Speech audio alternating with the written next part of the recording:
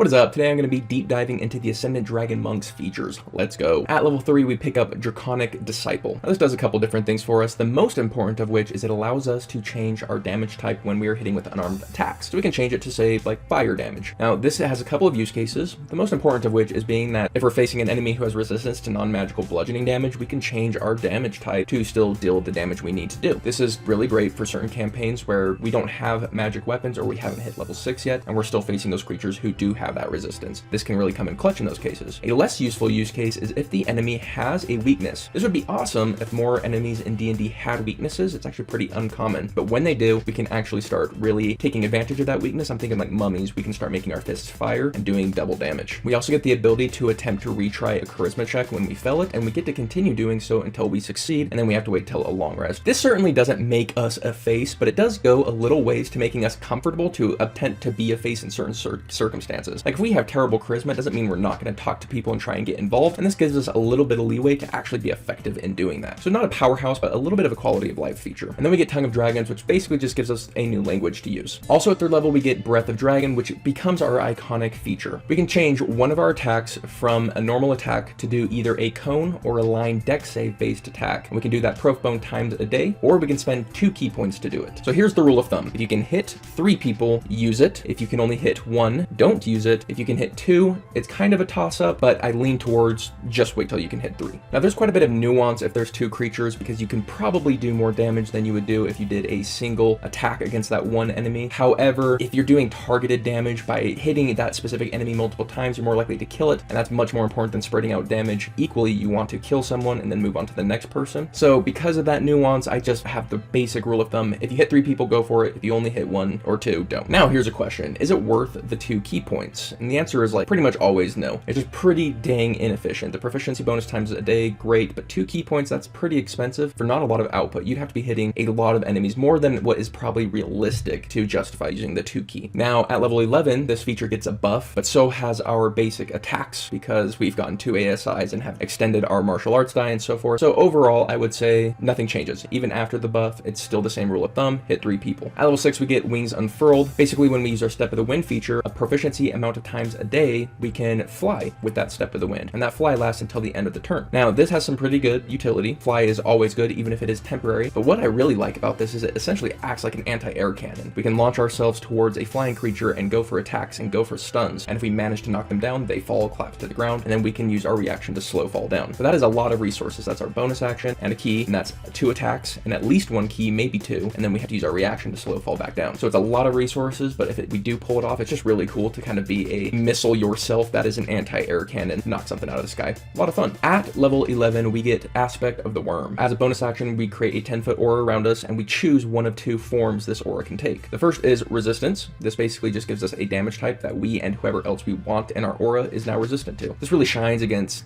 a dragon who's using fire breath. Now we can become resistant to that fire breath and give it to our allies as well. But what we'll probably be using more often is the Frightful Presence aura. We target 1 enemy in our aura and they make a wisdom save against our key save, and if they fail it, they are frightened for 1 minute and they can repeat at the end of their turn. So we can start spreading this frightened condition, and if our save's pretty good, this actually becomes a really good bonus action where we can start spreading the fear around, which is probably going to be better than our martial arts attack anyways, especially because we're probably doing a wisdom based build. But the question is 3 key points worth it? It's definitely worth it when we can do it once per day for free, but then after that one time we have to spend 3 key points. So the real question is this better than 3 stunning strikes? So long as the combat goes for about 4 turns or more, I'd say yes, but if the combat's going to go for fewer turns, probably not. So you have to kind of judge the combat and do it combat by combat basis, but for every turn it goes past that 4 turns, it's going to get better and better and better over those stunning strikes, and it really does become a staple of our fighting style. So here's where this does struggle though, is we're getting it at level 11, and at this level we start getting a lot of monsters who are immune to the frightened condition. So I almost want to say this is what we want to do our build around, but because of those 2 factors, I'd still say the Breath of the Dragon is our standout feature, but this